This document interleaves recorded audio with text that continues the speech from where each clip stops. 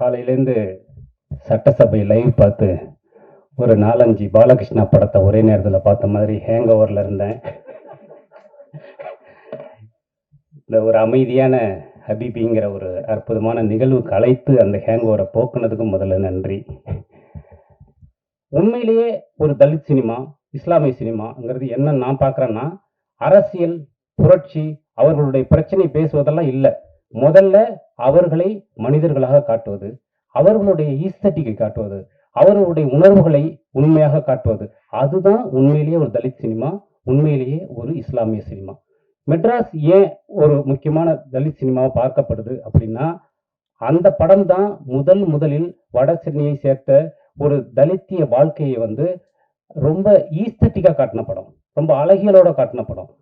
ஒரு தலித்துக்கு ஒரு காதல் இருக்கும், அவனுக்கு ஒரு அம்மா இருக்கும், அவனுக்கு ஒரு அம்மா சென்டிமெண்ட் இருக்குன்னே எனக்கு தெரியாது.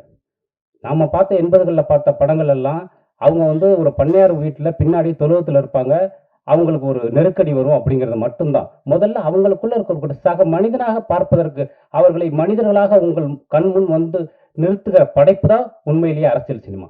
அதை அன்னைக்கு மெட்ராஸ் செஞ்சது. அது ஒரு அழகியல் சினிமாவாக, அது ஒரு தலித் சினிமாவில் தொடக்கமாக இருந்தது. அப்படித்தான் நான் இந்த ஹபீபியை பார்க்குறேன். ஹபீபி இத்தனை வருடங்களுக்கு பிறகு இஸ்லாமிய வாழ்க்கையை, அதன் அழகியலை, அதன் மனிதத்தை, அதன் உறவுகளை நம் கண் முன்னாடி காட்டிய ஒரு படமா நிக்குது. நாம் பேச அழைக்கிறோம். தமிழ் திரையுலகில் தனக்கு பிடித்த, எல்லாருக்கும் பிடித்த கதையை படமாக்கும் எழுத்தாளர், ஊடகத்துறையிலிருந்து ஊர் மெச்சும் இயக்குனரான ராஜு முருகன் அவர்களை பேச அழைக்கிறோம்.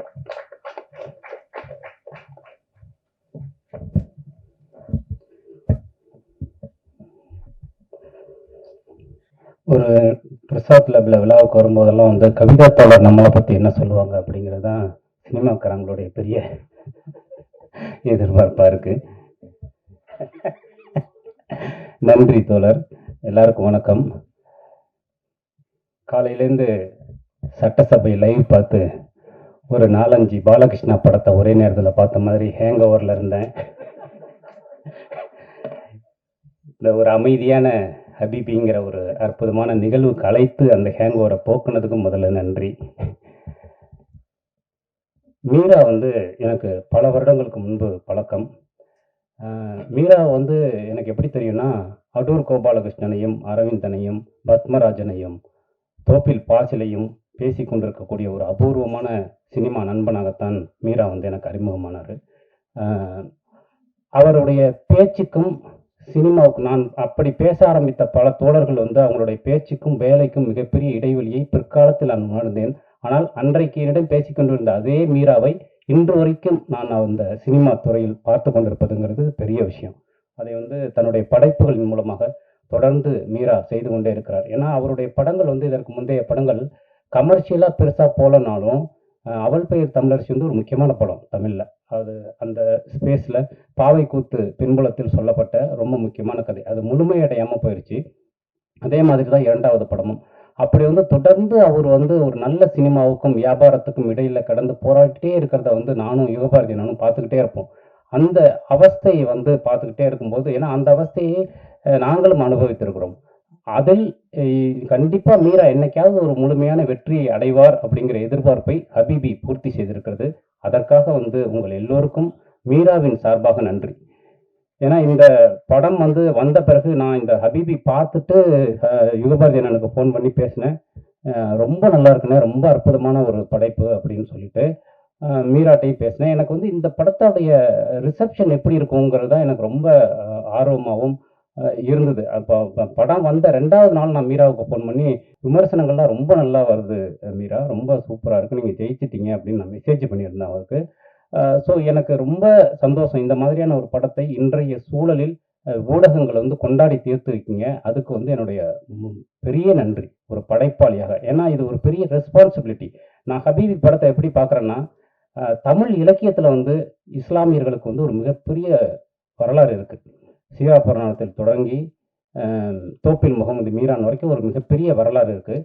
தமிழக அரசியல் வரலாற்றில் இஸ்லாமியர்களுக்கு மிகப்பெரிய பங்கு இருக்குது. ஆனால் தமிழ் சினிமாவில் மட்டும் எப்படி அது நடக்காமலே போயிடுச்சு அப்படிங்கிற ஒரு மிகப்பெரிய வருத்தம் எனக்கு இருக்கும். யுகபாரதி என்ன சொன்ன மாதிரி, ஒன்று இஸ்லாமியர்களை தீவிரவாதிகளாக, கறிக்கடை பாய்களாக மட்டுமே நம்ம பார்த்துருக்கோம். இல்லை அப்படின்னா கடைசி நேரத்தில் ரத்தம் சொட்ட சொட்ட நானும் இந்தியன் தான்டா அப்படின்னு சாவுற ஒரு இஸ்லாமிய நான் பார்த்துருக்கோம். ஒன்று இழிவுபடுத்துவார்கள் அல்லது புனிதப்படுத்துவார்கள். இது ரெண்டுமே இல்லை. உண்மையிலேயே ஒரு தலித் சினிமா, இஸ்லாமிய சினிமாங்கிறது என்ன நான் பார்க்குறேன்னா, அரசியல், புரட்சி, அவர்களுடைய பிரச்சனை பேசுவதெல்லாம் இல்லை.